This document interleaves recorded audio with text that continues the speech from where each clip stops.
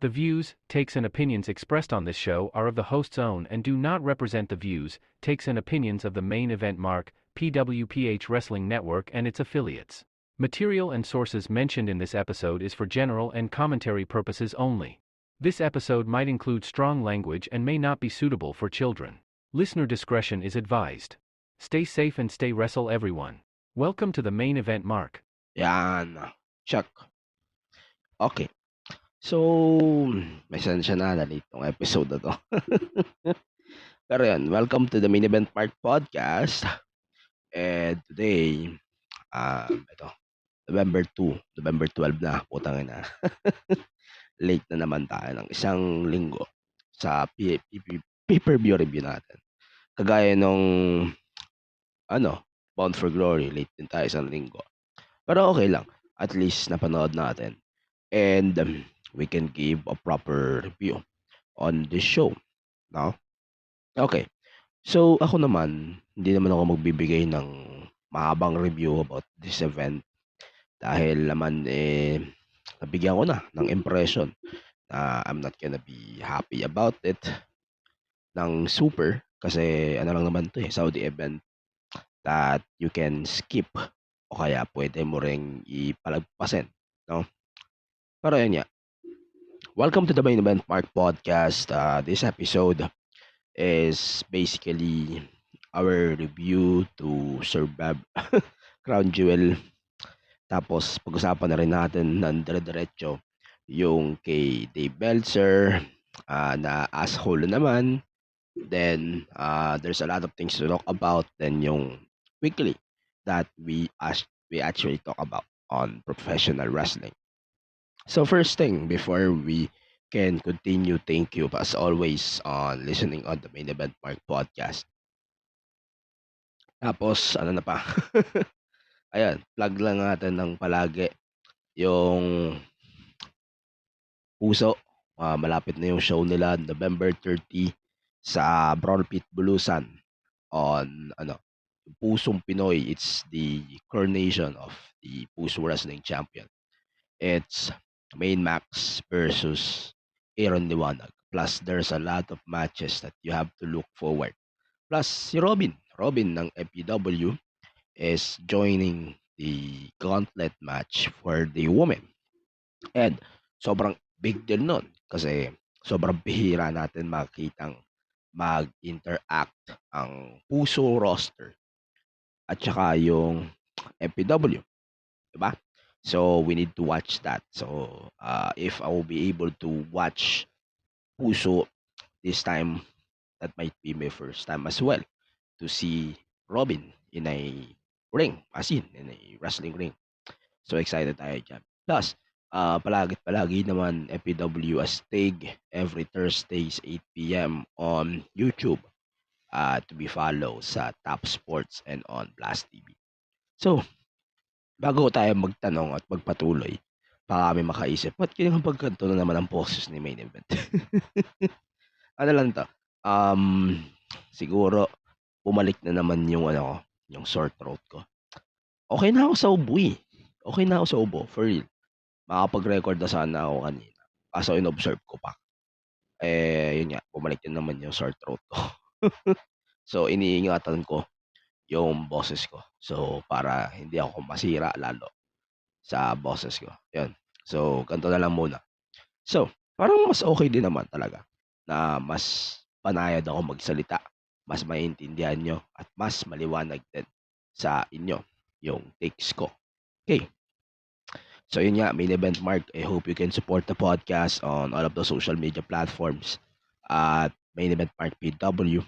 Then, support the show in any way on Patreon, patreon.com/maineventmarkpw. At syempre, sa Facebook, Twitter, X, kahit di ko na ginagamit yung X ko kasi ayoko din naman talaga mag-X. Sobrang kalat na ng X na to, lang. Ayun, so ayoko na siya ganong gamitin. Then, Instagram, TikTok, sa iba pang mga social media platforms. Ayun, Main Event Mark PW. Then, yun nga, weekly natin, palagi, Raw, SmackDown, NXT is on Blast TV. So, if you want to support the show on Blast TV, Yun. You can support the weekly shows at 9 a.m. plus video on demand within the day on Plus TV. So, um, start na tayo with our crown jewel review.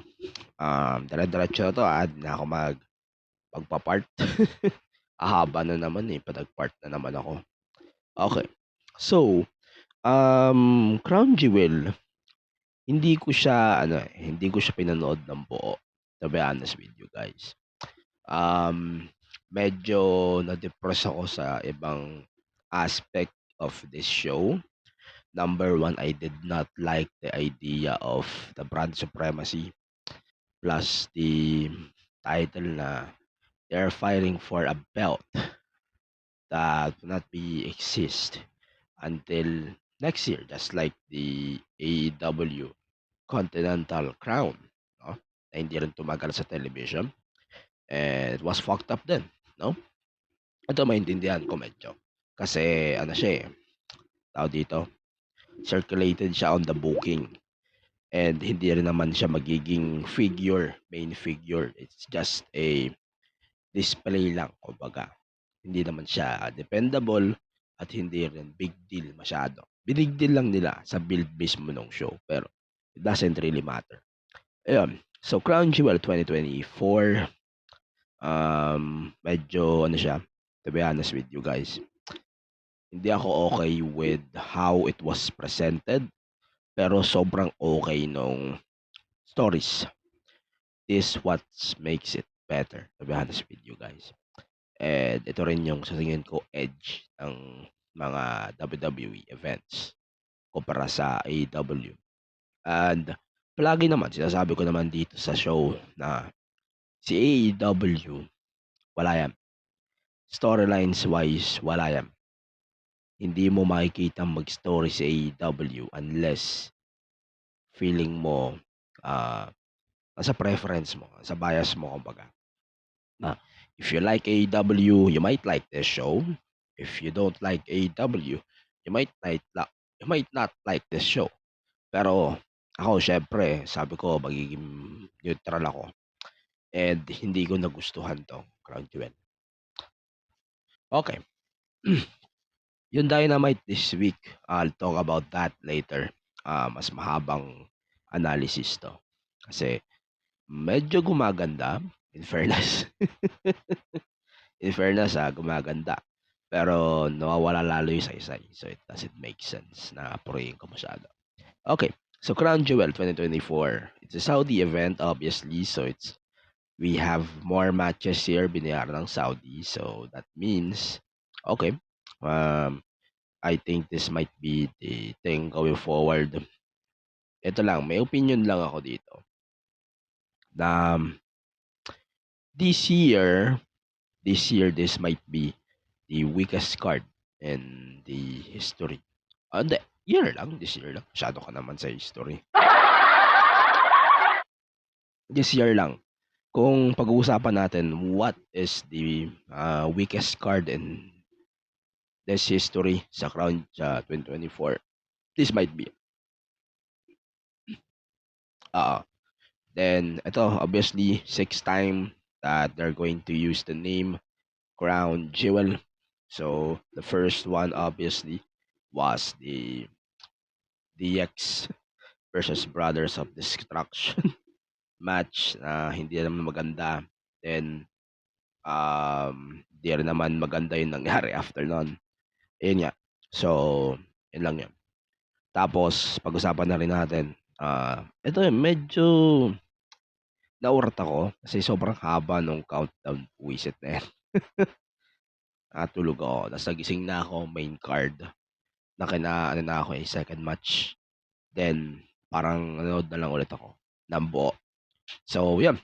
Crown Jewel. So, Crown Jewel Championship belts. Let's talk about that quick. I love the belt. Pero, as much as impressive and gorgeous that belt is, that means nothing. That means nothing. I would say that, to be honest with you guys. Wala akong pakialam sa bias nyo. pointless yung belt. Pointless tong event. I would say that, to be honest with all of you guys. Then, we have the Bloodline versus the Bloodline. Um, okay. So, Bloodline winning, obviously, is very given to me. We need a momentum para magyabang lalo to si Solo eh.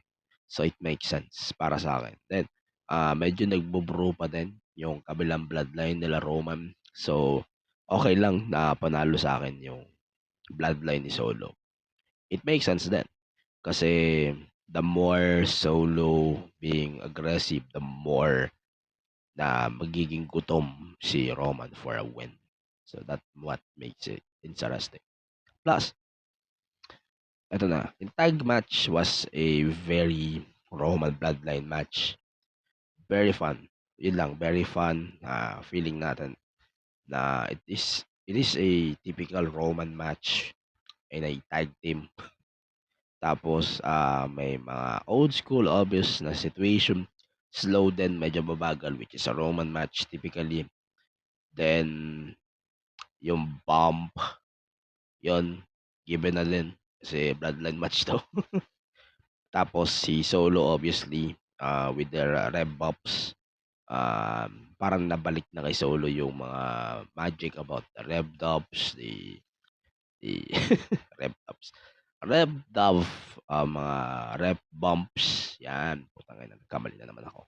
Okay, basta yun. Advantage yun ni Solo palagi. Pero, regardless naman, in-expect ko na mananalo sila Solo dito.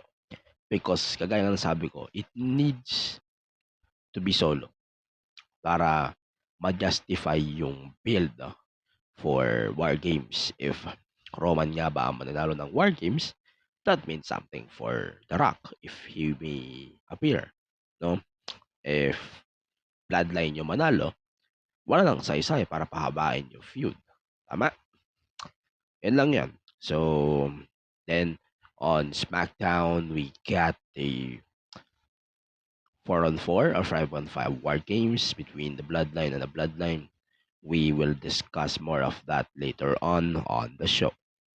Pero, ito na nga, Solo stood over Roman while wearing the Ula Fala around his neck. Then, they are beating the living hell of Roman. Jimmy Uso tried to help, and then, ayan, he got assaulted.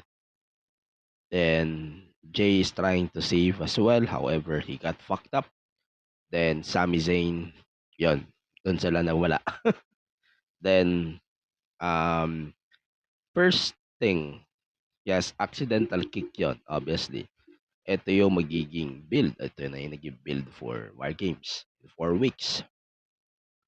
Pero parang doon pa lang sa spot na yon, obvious na that he will join the bloodline ni Roman. Kasi siya naman talaga yung pakay since the beginning of the build. Simula din naman na sumali si Sami sa bloodline story. It's always been Roman, not Solo.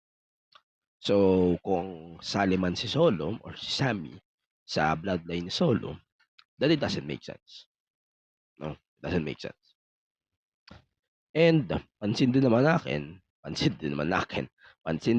natin that sobrang effective ng execution ng build going to this War Games. And I think it really worked well for the bloodline. Wait lang, where's my apparatus?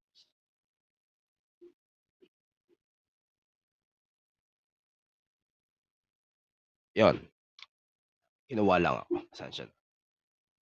Ayun, tapos, syempre, I love that Cody is not here for now. Pero ito na. Then we have the 4-way for the tag titles, women's tag titles. Dito ako nagising masyado. Ito, I love everyone on this match. Sobrang nag-complement silang lahat, no? Sila Bianca and Jade, their their charisma is already top notch as a tag team. I know that they are going to split up at some point.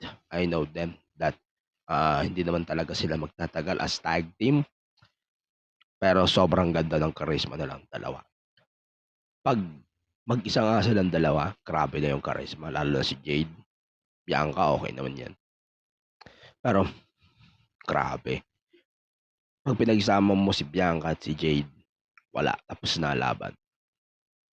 Then, we have Metaphor. Metaphor, Last Legend, and Jakara Jackson. Man, two of these people, they are being brewed to be main roster bound. So, I love it. Last Legend, amazing talent din. Konting hasapa for both, no? Konting hapiga pa. I hope they will be given a chance on SmackDown tsaka sa NXT pa. Pero they need more konting aggression. Yun lang yun sa akin. I love it. Then Jakara, yun, she's good. She's very good. Pero kung may magaling sa dalawa, Lash talaga. Lash is amazing. She reminded me of Tamina, which is very good. Then Io Sky, Kairi Sane, very aggressive. And okay din naman sila. Pero I don't really mind them that much. Then Chelsea Green and Piper Niven, inisip ko sila yung alay dito. Sila yung alay dito. Always has been. Pero okay. So the match was really good. Sa totoo lang, sobrang ganda ng match na to. Okay lang siya. Not the best match, pero yun. I think they did a really good job, no? Pero yun, as expected, alay lang talaga. Sila Piper Niven and Chelsea Green. Chelsea Green! Pero yan. I love the match na medyo makalat siya. I really love it. Na sobrang kalat niya. And like what I said, I am not gonna throw shit on Io Sky and Kairi because spots lang naman sila dyan. Oo, spot lang talaga yung ginawa nila dyan. But I think they did a really good job. Pero doon ako mag-upload sa dalawang taga NXT. Kay Lash Legend at saka kay Jakara Jackson. I think they are, if hindi sila Jade at Bianca, those two are my top MVPs here. Sobrang galing nila. Konting piga na lang that mapaperfect na nila yung chemistry nila at ready na sila sa main roster. I hope by next year they can go to the main roster. Mas Metaphor, hindi lang dalawa lang sila. Parang lugi naman. Doon. Then, ito na. Next was Seth versus Big Bronson Reed. Ito, medyo, ang tawag dito, medyo bitten ako dito. Medyo bitten ako, I would say. Siguro, ito yung ito yung take ko. I like how this match went out. The booking kay Bronson was strong. Sobrang strong. Kita mo yun. Si Seth is just trying to escape him right away. However, it wasn't. That's why it really worked on both. Tsaka sa character booking kasi, if you compare the booking of Bronson Reed, mayahahan tulad ko to kay Wardlow nung matino pa yung booking ito ni kay Wardlow. Sobrang effective. I wish Wardlow could still have this type of booking. Pero I love Bronson Reed. I love this match too. Pero mas impressive kasi natignan natin. Even though he lost, no? Pero sobrang impressive. Sobrang impressive. no, napakita niya on this stage. And I want to see him more. Si Seth, given naman na yan. Hindi ko na popurahin yung Seth. Siya din naman yung nanalo eh. So, hindi ko na siya popurahin masyado. The way they fought, okay lang siya. No surprise, no surprise. Pero, MVP ko si Bronson talaga. Hindi si Seth. Then, Women's Crown Jewel Champion. So, it's heel versus heel. Wala sila ganong irurut. Again, ito na, may impression na ako that Tiffany will cash in on Nia Jax. Not on this show, but she might cash in for sure on Nia Jax. Yun na yun, impression ko. Ito tayo doon. Huh? Ito na. So, Nia lost because of Tiffany, which is makes sense. At the same time, they really took advantage of the situation. They know how to book Liv. Everyone hates Liv's. Let's clarify that. Everyone hates Liv's booking. Most of the people who I affiliated with. Ayaw nila kay Liv kasi sobrang banaw daw ng booking niya. I actually think Liv's booking was actually really good. Not the best. I still think that Roxanne has the best booking for the women's division. But regardless, I think she might have the best booking on the women's division. Pero, kagaya nga nasabi ko, coward heel si Liv. Unlike Naya. Naya is ang tawag dito, monarch heel. So, medyo nag-invento lang ako ng term, pero it makes sense. Monarch heel, parang ano siya eh, hindi naman siya coward, pero it's more on a bossy na heel, no? Ang coward heel kasi para takbo. So that's Liv talaga. Then she will find any way to win. So that's what she did. So I love the match. Okay lang. Typical match natin na it sucked that it wasn't reached 10 minutes. Medyo na-call na rin natin that Tiffany might cash in or it might attempt to cash in. Pero ang hirap din kasi na i-call kasi parehas silang heels, parang wala ring posibleng manalo.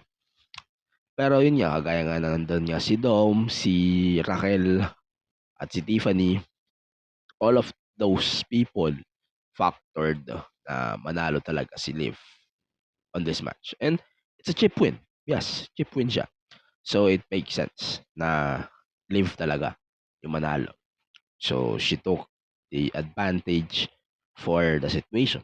But like what we are saying, a win is a win. So isa pa, that's why it makes sense because di naman talaga siya magiging successful na cash in. So that's for sure. But keep in mind, we are building Tiffany versus Nia Jax. Tiffany needs to turn face. Before everything happens, we need to turn Tiffany as a face. And we need everyone to sympathize on Tiffany. Kasi walang sense ang panalo ni Tiffany as women's champion if everyone is not going to side on Tiffany. Yun, yung na-obserbahan natin. Papansin ko kasi madami pa rin boost si Tiffany eh. Improve, oo. Pero dami pa rin boost kay Tiffany. So, wala pa tayo dyan sa plano. Pero Liv winning the match over Nia, it really makes sense. Pero the match was very given. It really builds the Nia Jax versus Tiffany Stratton feud more than what you think. But guys, if we are going to ask you when Tiffany should cash in her briefcase. No? Yun ang aalabangan natin. Pero ito, ito nga, gaya ng sinasabi natin at sinabi din ng WWE, yung Crown Jewel title is obviously not staying in Saudi. So, the Crown Jewel title is staying for Saudi lang. So, nagkamali ako ng unang sabi. So, lalo nang nawalan ng saysay yung buong event na to. Just because of that. No? They built this event na walang kalatoy-latoy. Then now, they are making it worse. They are giving the winners of the ring. No? Parang binigyan lang nila ng sing-sing just to represent the win. And they might not wear that after this War Games. But then, I'm really, really disappointed. Okay, so Randy Orton and Kevin Owens, as expected, hindi nila makukumpleto yung 7 matches sa card, no? Ang sabi lang ni WWE, neck-neck nyo. Neck-neck nyo. So basically, both of them, nag-brawl lang sila all throughout. There's a lot of spots, no surprise. Then, ayun, doon din nag-umpisa yung atake ni Orton, kay Adam Pearce. Then, I really love how the intensity went out. Medyo dadiretso na ako ng SmackDown kasi they wrote out Kevin Owens. They wrote out Orton on this episode of SmackDown. Kasi tinira ni KO ng pile driver si Orton eh. So, doon parang ni-write off siya for at least months. Kasi they need to build KO eh. Parang they need to justify why KO turned on everyone or Orton, on Cody. They need to build that first before we can get KO versus Orton at WrestleMania. So, it makes sense for me. So, goods lang sa akin. So, kung Survivor Series masyadong maaga. Kasi yun nga na-write off na si Orton eh. Alangan naman na babalik lang din siya sa Survivor Series. Tapos, parang ang labo niya. At least sa akin Pero okay. So, eto, let's continue. LA Knight versus Andrade versus Carmelo Hayes. So this match was very strong as you might know. Itong match na to was very good. Sa totoo lang. Medyo tangin na nabitan ako. Very fast-paced siya. Oo. Na start pa lang ng match, alam mong very strong talaga. Pero given naman nanalo si LA Knight, so that's good. So, si Melo, si Andrade, pero putang ina Andrade hindi ko may imagine that he's losing this match. Pero LA Knight, like what I said, LA Knight needs to hold that championship for at least half a year. And I think he's holding that since SummerSlam. Then we need to see him dropping the belt on Melo. That would be great. But yun nga, that was a really good match. That was amazing. Pero yeah, let's not talk about that much. Let's focus on the main event. So, the main event, Cody versus Gunther. Di natin nakuha yung Goldberg. Kasi di naman ako nag-expect kay Goldberg, which is given. Pero ito ang analysis ko. The Gunther Orton match was better than this. I would say that in advance.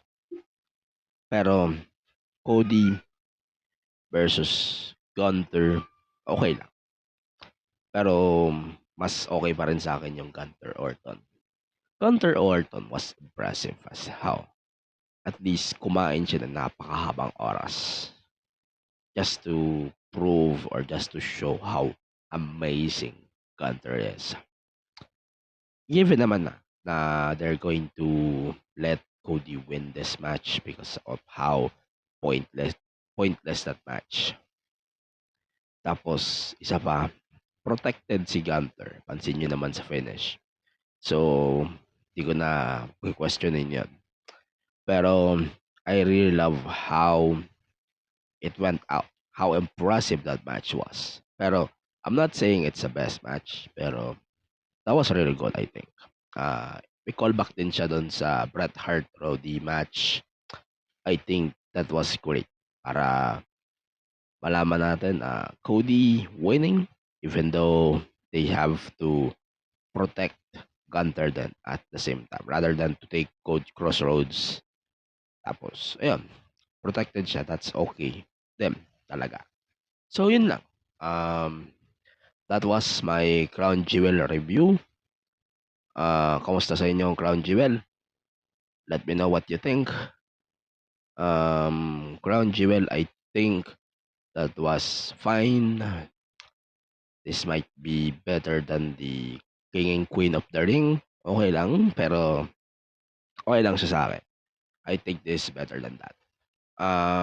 Let's talk about my final takes on this show. Okay lang siya. Okay lang. I would say okay lang. This is basically cash money event for WWE. I don't care about the Crown Jewel title. And yeah, I don't care about the concept na brand supremacy. Yung mga fans dyan na magsasabi dyan na, ay, ito si main event, ayaw niya sa brand supremacy. Ay, ayaw ko po talaga sa brand supremacy. I want to protect the... Gusto ko maprotektaan yung rosters kasi. Gusto ko mangyari yung brand supremacy. Survivor Series, syempre. Pero, brand supremacy on this type of concept doesn't make sense. Bakit? Kasi you're killing the credibility of the championship. You're also killing the credibility of the champions. Tingnan mo nangyari sa Liv versus Naya. Yes, cheap win siya. But keep in mind, a win is a win. Tapos, WWE, sinasabi ko na palagi, they want us to care everything. On everything, kaya nga nasabi ko.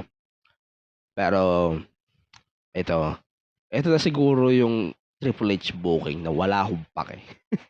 Ito na siguro yung isang Triple H booking mistake that I think na wala akong pake. Because I know this will be a mistake. I mean, okay. So, kung sino naman yung Booker of the Year natin, come January sa Main Event Mark Bash Awards, then let's find out. Pero, kampante naman ako that we might see a big win for Trips, even though ang dami din mistakes si Trips. Si Thiago din namang Tony Khan, dami niya rin mistakes. Pero wala man talagang perfect. I would say that very confident. Walang perfect sa booking sa lahat ng companies. But keep in mind na it depends lang on how you're getting booked. If you're booked fucked up, then that's the problem that you have to resolve. Pero, kagaya na sabi ko, WWE is wants us or gusto nila na magkapakita sa lahat ng pinapresent nila. I know I am very critical of AEW's booking. Critical din ako on everything AEW does. Pero it doesn't mean na hindi ako magiging critical on the WWE programming. This is one of the example that I think WWE needs to reduce come 2025. I don't need brand supremacy with the cheap or pointless stipulation.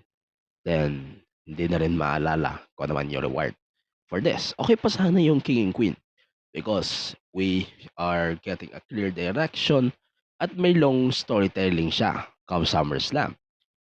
Pero, yung ganito na one time off kasi iwanan din yung belt sa Saudi, I don't think it makes sense. Kaya nga sabi ko, mas credible pa yung King and Queen eh. That's why I really love the booking of Naya and Gunther because they are impressive and their wins on this event really justified the booking, diba? It doesn't matter if it's a event na Saudi din, pero like what I said, it makes sense on how it's getting booked. Questionable na lang if you're going to put a belt just like AEW, yung kagaya ng ginawa nila dun sa Continental Classic. Anong nangyari sa Continental Classic? Nga. That's why it sucked. That's why it sucked. Pero Crown Jewel 2024, magiging petex ako kasi sobrang ligwak talaga ng show na to. Not saying the best, not saying the worst, pero ligwak talaga. Eto, rating ko for the show. Wait lang. The Roman Bloodline, solo Bloodline match, I think it's a 4. The women's tag titles, 3.5. The women's crown jewel title, I think it deserves 2.5. Justified lang. Tiffany lang yung Saving Glory for me. Then the three-way, obviously, 4.5. Impressive ako dito. Then, main event, Cody, Gunther, 3. Enough na yun. Then, ano pa ba? May nakalimutan ba akong match? I think nakalimutan ko yung ano. Wala na pala. Ayun, sakto lang. That's my Crown Jewel Premium Live Event scores. I think sakto lang siya sa ating rating scale. So, while we are now transitioning to our weekly WWE programming, again, I wanna plug that WWE Raw, SmackDown, NXT is on Blast TV and on Top Sports every Tuesday, Wednesday, and Saturdays, 9 a.m. on Top Sports and on Blast TV. You can also watch the video on demand after of the show within the day. So that's WWE on Blast TV. Let's continue on our weekly review. Barubal as usual. So Raw after Crown Jewel. Not gonna do a full review, obviously, for obvious reasons as well. So let's talk about the promo of Liv Morgan. Keep in mind, this was taped on the day after of Crown Jewel. So, yeah, they introduced us to a feud between Liv and Raquel versus Bianca and Jade, no? Dahil nga ano nangyari sa Crown Jewel. Then, parang they teased about a dissension between Bianca and Jade, which is good. And then, yun nga, nagkaroon nga ng dissension. Then, Bianca Belair slapped the living hell out of Liv Morgan. It feels like it's not as scripted. But I love it. Then, that was really impressive to continue with the build. Then, Adam Pearce, the worst GM of the history right now. Then, nagkaroon siya ng match to set up the Battle Royale for the Morgan's title. Then, sobrang efficient niya. Then, obviously, we are getting a build for Bianca versus Jade. Ayan, sobrang okay siya sa akin. Then, and medyo given na rin talaga na they are building the Bianca versus Jade match and I'm excited about that. Then, parang grabe yung nangyari kay, grabe yung nangyari kay Morgan after of that slap. That was satisfying. Parang sinampal mo yung kabit ng asawa mo. That was satisfying. Then, hindi ko na tatakel yung buong Battle Royale. Pero Io Sky won the match which is great. Then that was funny that obviously they're building up the Raquel Morgan versus Bianca and Jade. They might win a they might they might win the titles. Pero let's see. Marami pa namang story na magpo-progress dito. Even na sobrang focus sila sa direction ng booking when it comes to the women's division, especially on how women's division is getting presented to us. So it's impressive. Yun. Then Ivy Nile and Maxine Dupri, I love it. So may story tease pa doon. So that was good. Then tapos ano pa? Si Bianca at si Jade parang they are keep teasing us a lot lately. Pero sobrang effective niya. Pero okay, let's move on about that. Eto lang. Medyo magpo-propose na ako. I want to see Jade versus sino ba? Jade versus Bianca. Tapos best of 7. Para lang makita natin si Jade kung paano nga ba siya masasanay if she's going to fight a specific opponent. No? Tapos, of course, best of 7, Lyra versus Io Sky, man. This might feed everyone, especially everyone. That was really good. Then, New Day versus War Raiders. Obviously, they're building up a split between Kofi and Woods. So, obvious na yan. Mangyayari siya. In-announce din ni Adam Pearce kay Kofi that November is their monthsary or anniversary as tag team. Technically, 10th anniversary siya ng New Day. So, we might see Big E soon to formalize the split. So, anytime things might happen. They're building New Day really good dito for sure. Then, parang, na siya parang binibuild na siya so it works on the execution, no? Then, si Sami Zayn appeared on the show. Then, walang Roman obviously because they just invited Sami to come to SmackDown para mapag-usapan din ni Jay, ni Roman at saka ni Sami yung nangyari no Sunday sa Crown Jewel. And Sami accepted. So spoiler, Sami joined Bloodline ni Roman. So that was great. So, yun na yun. Parang binil na nila yung Bloodline ni Roman. So, wala na. Mamaya natin pag-usapan niya. So, ano pa ba? Dragon Lee versus Chad Gable. Medyo makulit lang, magandang laban. And I really love the idea of these matches. Tapos lalo na LW versus American Made yung binibuild nila. I'm fucking great. I'm fucking good to this. Lalo tinutuloy din nila yung Selena versus Ivy Nile. Selena versus Ivy Nile. So, yeah, let's go. Let's see how this series might go on all of them. I love it. That was pretty good. Then, ano pa ba? Katinalikod ko. Then, yun na nga, yung main event, the contenders match. Yung tatlong magagaling, Randy, Damian Priest, Sheamus, Rollins, and yung pinaka-support na Dom. Ginago si Dom dito buong show. Tsaka yung kahapon. Tawag dito. Ginago si Dom nung Crown Jewel. Ginago din siya dito.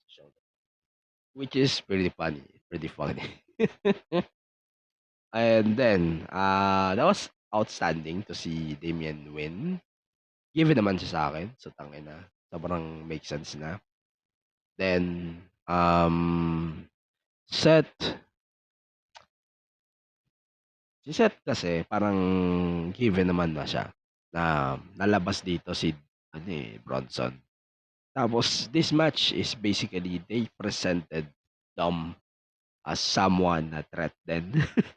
Which is good actually, which is good. Then, yung Priest versus Gunter, obviously, this is not the best option. But it makes sense kasi okay din naman, na-earn niya rin yung title shot niya, eh, tsaka rematch din naman 'to kasi 'di ba nawala rin yung feud because of Finn Balor, so it makes sense, 'no? That's good. Then, ito na siguro yung opportunity na ito na siguro yung opportunity that they need for Dominic Mysterio to become a big threat. Then, imagine mo, Dom yung makakatalo kay Gunter, no? Dom yung makakatalo kay Gunter. Tangina, hindi ko ma-imagine. But okay, I love it. Sobrang gusto ko pa ng weekly na Raw sa labas ng US. Kasi iba yung pakiramdam, iba rin yung atmosphere. I'm glad that the road to WrestleMania, most of the shows is in, tawag dito, sila outside ng US. So, that's good. May daming outside of US shows eh. Tapos, Raw pa madalas yung mga shows na yan. So, that's 6x6. 3x3, sorry. 3 for Raw, 3 for SmackDown. And, ayun.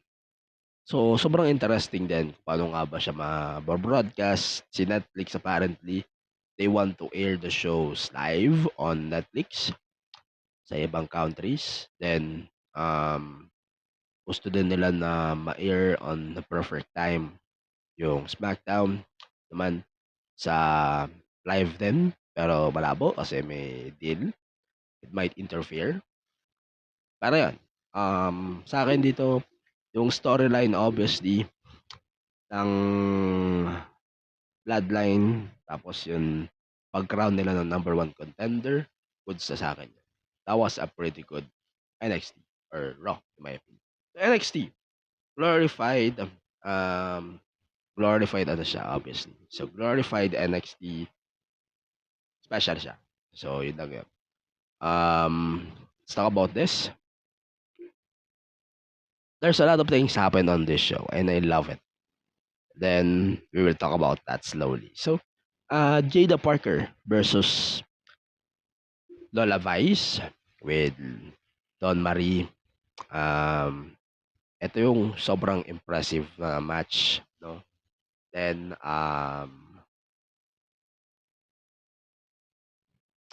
yung ganito kasing match na 'to, that was really good, no? Ang problema ko lang ang problema ko lang dito, wala silang chemistry. Compared on their other matches, I think this match might be their worst. Wala silang chemistry.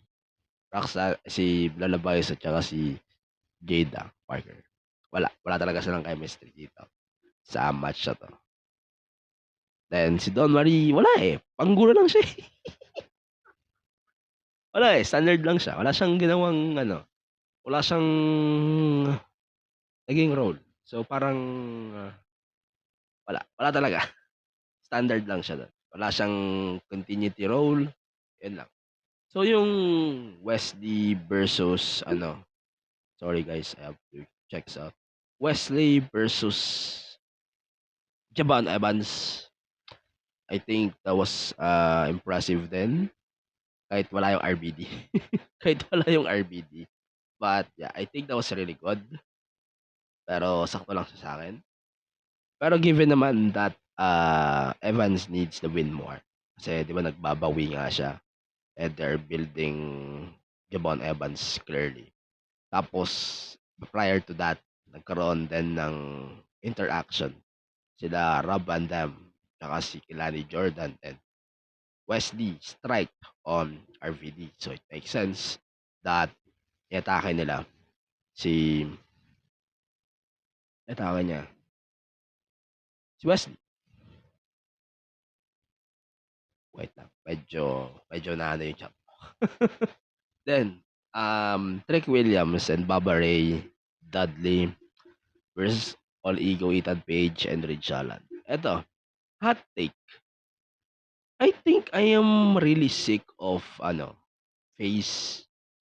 Medyo umay na ako sa face Bully Ray sa WWE or Baba Ray. Medyo busit na ako sa face na Baba Ray. Or I'm just laughing the TNA run, the MLP run nitong October. I think nagustuhan ko lang talaga siya. And that was pretty good.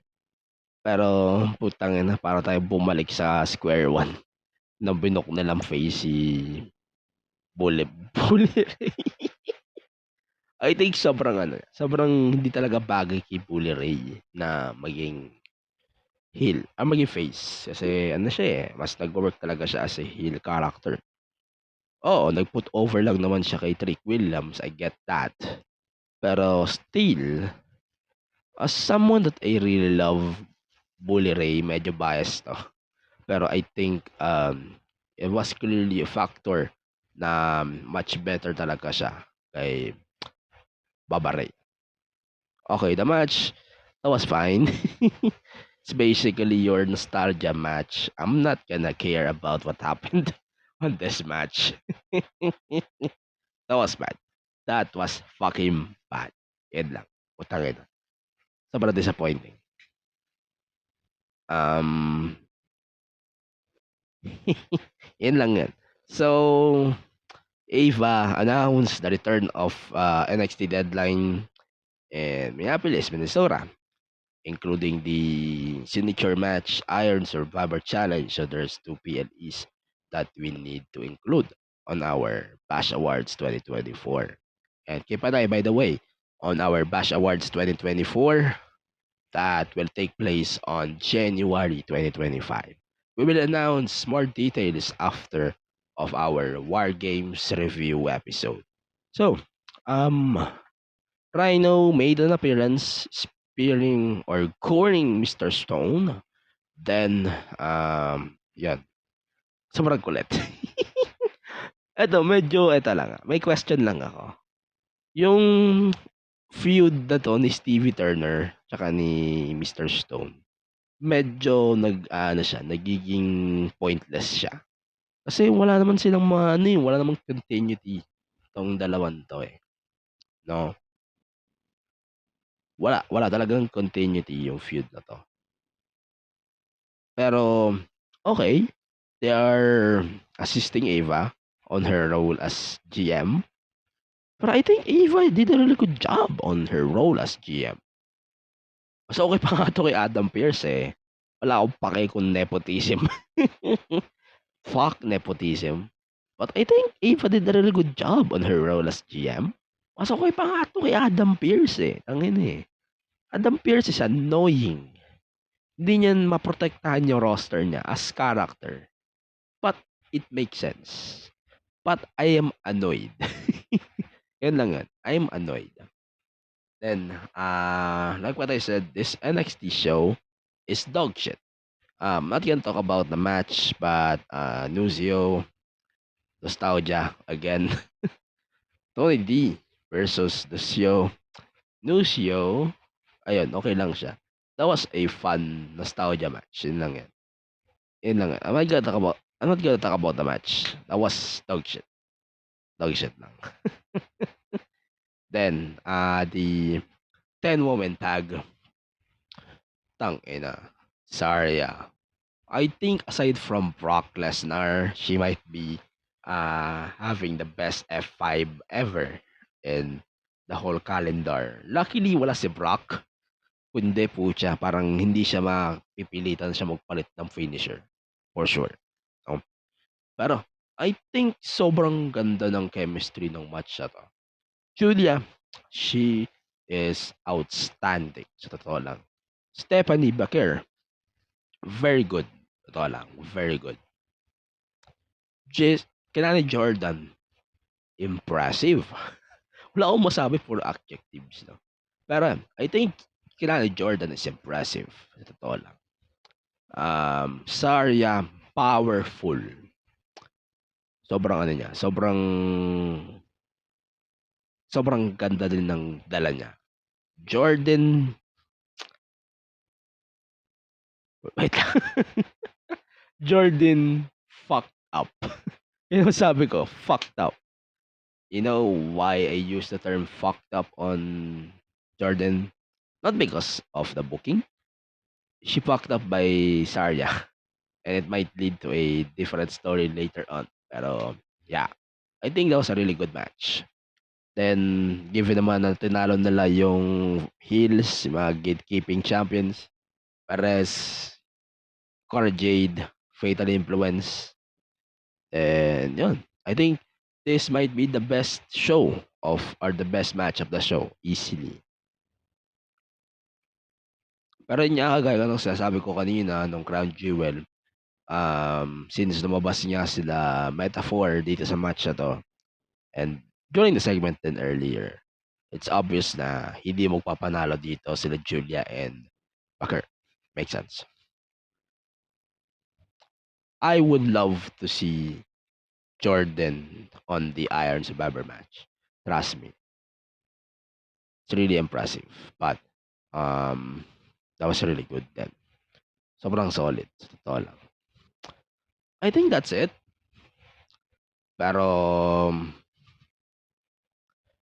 this really a glorified show. Trust me. Glorified show lang siya. I know this is a one-night event na we are giving tribute to WCW, ACW. Pero sobrang iba pa din ang pakiramdam. I wish NXT is always like this every week. Pero kumpara sa mga matches na nangyari sa show na to, parang iba yung feeling ko after nun. Pero regardless, the presentation of the show, I think that was better. And sobrang enjoyable din siya panoorin. Kumpara sa ibang shows that we usually watch. Or ibang NXT episodes din that we watch. Pero, okay, I hope we can see that the nostalgia will be limited. And sana nga magkaroon din ng mas madaming appearances or shows labas ng PC. PC kasi masyado ng gasgas na gasgas yung PC. But okay, that was really good. The crowd, really good here. I thought that was a really good match. Okay. Pwede bang bumatak muna ako?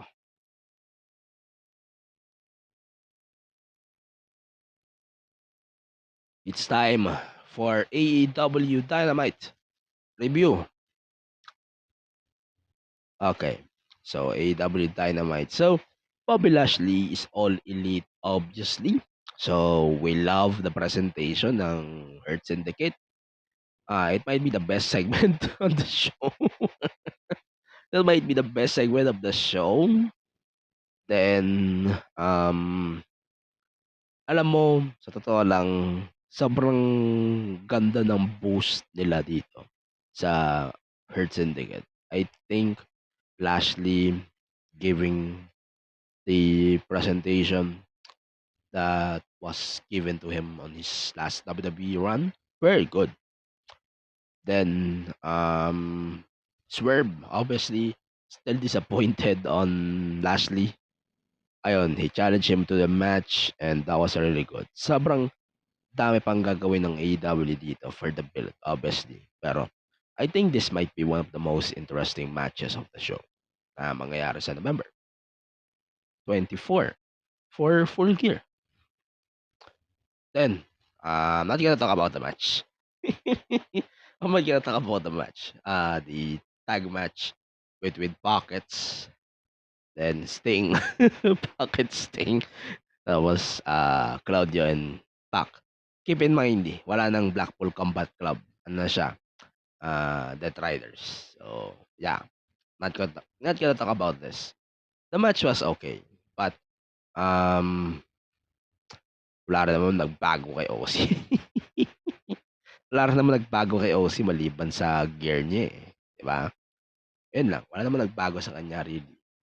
Then, isa pa tong i-skip ko. Tong conglomeration, tsaka tong ay nako, but Lord. Then, ano ba? The Learning Tree. Sige, skip ko na nga lang din 'to, kasi di ko naman din pinanood 'to, eh. Pero sinasabi ko lang yung mga Fight Without Honor matches, ito yung mga pinapanood ko lagi sa ROH dati. This might be the first time I skip a match like that. Okay. Adam Cole versus Malachi Black. I'm still into my impression that this matches between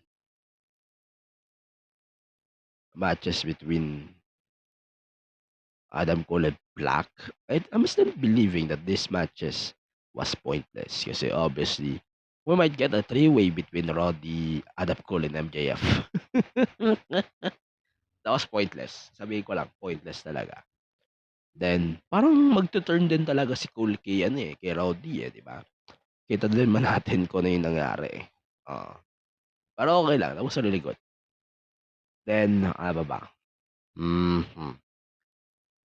There's a lot of segments here, so I'll skip that. Pero di ko 'to kaya palagpasin. Yung kay Mercedes Moné, tsaka kay Camille, yung totoo, they're killing the credibility of Camille. I feel bad for Camille right now. They're killing the credibility of Camille na sobrang dominant sa NWA, tapos ganito yung booking sa kanya thanks to Mercedes. Like, what the hell are we doing with Camille? Camille is amazing. Don't book her like that. It's it's offensive. Fan ako ni Camille, sa totoo lang. Fan, sobrang idol, sobrang favorite ko si Camille. Then, tangina, nasira yung impression ko kay Camille. Penelope versus Jamie Hater. The match was fine. But I hope Jamie can move on versus Penelope. We need to see her versus Mariah May. Ayun lang. Then, main event. Kyle Fletcher and Konosuke Takeshita versus Ricochet and a mystery partner, Hobbs. That was good. That was a good match. Pero di rin naman ako na-surprise na sila yung mananalo. Then, si Mark Davis, medyo interesting din yung pasok niya. Then, hindi gumagalaw dito, pansin ko hindi gumagalaw si Fletcher kay Davis, pero soon, might see that soon. Then, yun lang. I think that's it. Dynamite was fine, pero kumparan 2 linggo na nakalipas, this was better. Yun lang yan. This was better. The show was better. Okay. So, but before we move on to smaller shows, si Corbin, si Indy Hartwell, at saka si Tegan Nox ay na-release last week. It was reported by Fightful, then it was confirmed as well. So, let's talk about it. Sa tatlong to, yung pinaka na-dismaya ako na nirelease nila was Corbin talaga. Baron Corbin is one of my favorites during the 2017-20 run. I think he's impressive. Lahat ng character na suit niya. Tsaka yes man kasi siya eh. So parang ganun yung factor. Yes, yes man si Corbin, but it doesn't mean that he is going to follow everything.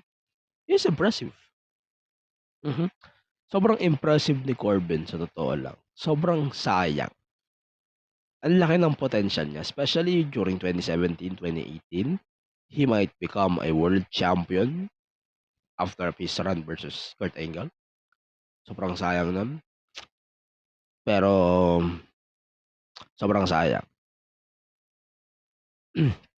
Corbin, getting revived on the WWE programming in 2022, 2023, 2024 was impressive to me. Sobrang sayang ni Corbin dito. Tegan Nox. I feel bad for Tegan Nox, but I hope we can see more of her soon. Ang problema ko kasi kay Tegan Nox, she is injury prone. I hope she can wrestle more often than after ng kanyang lapse. Obviously, she might go to AEW. Indy Hartwell, masakit din yung release niya. Kasi sobrang gamit siya recently because of Candice being the 24 being the digital ex-champion Speed. Impressive yung run nilang dalawa as duo lang Sobrang sayang. Tapos ni-release pa si Tegan tsaka si Indy Hartwell. I'm still disappointed. Okay, let's do a recap on TNA. So TNA, we got a title change. So Speedball Mike Bailey lost his X Division title to Moose after the match. His partner Trent Seven turned on Speedball and he beat the living hell of Speedball. Then Moose already teasing that he might cash in on the TNA champion Nick Nemeth. Then Rosemary versus Wendy Chu, no DQ, was impressive. You need to watch that. TNA Plus, by the way, is free on their subscription. TNA free. You have to use the code free po isang buwan ng subscription ni TNA Plus. Impressive siya. Start to finish, was good. Okay. So, last thing to talk about is SmackDown. SmackDown this week was story-driven, obviously. So, hindi ko na gaano hahabaan yung SmackDown na review ko. So, yung part when Sami Roman Usos officially reunited was very good. Sobrang decent niya. Then, segment prior to that, sobrang ganda nung execution ng story. Para mako-convince ka na, kanina ba sasama si Sami? In the end, he got with the side of the face bloodline, so medyo obvious na siya. Pero pucha, 20 minutes was a long segment to build this crap. That was stupid. Ayun. Hindi ko na gano'ng itatakil yung ibang matches kasi medyo hindi naman siya ganong sense ngayon. Pero Motor City Machine Guns versus A-Town Down Under was very good. You have to watch that. Very good lang sa tingin ko. That was really good. Then, malapit na rin talaga yung turn between Austin Theory and Grayson Waller. Malapit na yung turn nilang dalawa. Pero yun, that's it for SmackDown. Wala naman masyadong kailangan ma-miss. I think you should watch the shows for stories. Pero highlights muna tayo. Yun lang yun. So, I think SmackDown was really good storytelling-wise. Ganda ng drive ng stories. And that's it. Yeah, I think this should be it as well on the show. Sobrang interesting na ganito kahaba yung show natin this week. No? One episode, one shoot, tapos ganito kahaba. So, yeah, yun lang. I hope you can support the show on all of the social media platforms at the Main Event Park PW. Then, please support then us on Patreon, patreon.com/Main Event Park PW. Yun. Please follow then PWPH on PW or P Wrestling PH Club on Instagram, PWPH Select on X, then Facebook, facebook.com/group/Pro Wrestling PH Club. You can follow me on social media at AG Penera on all of the social media platforms. And yeah, I hope you can support this show and everything here on the PWPH Wrestling Network. So, We can share this as well that the PWPH podcast is coming back finally. Medyo okay na ako. Ayan, promise na talaga. Matutuloy na talaga. Di lang talaga matuloy-tuloy kasi life happens. Life happens. So, ayun, I hope we can record a new episode of the show. And then, tuloy-tuloy na yun. Dara-diretso na. We still have the roster review for you guys and then the PWPH awards that we promise that it will be recorded on site. Yun, marami kayong abangan this year at next year for the PWPH Wrestling Network. The Bash Awards coming soon as well. We will share more details about that later this month. For now, this is Angelo from the Main Event Mark Podcast. Stay safe and stay wrestle. See you on the next episode of the podcast. Bye for now.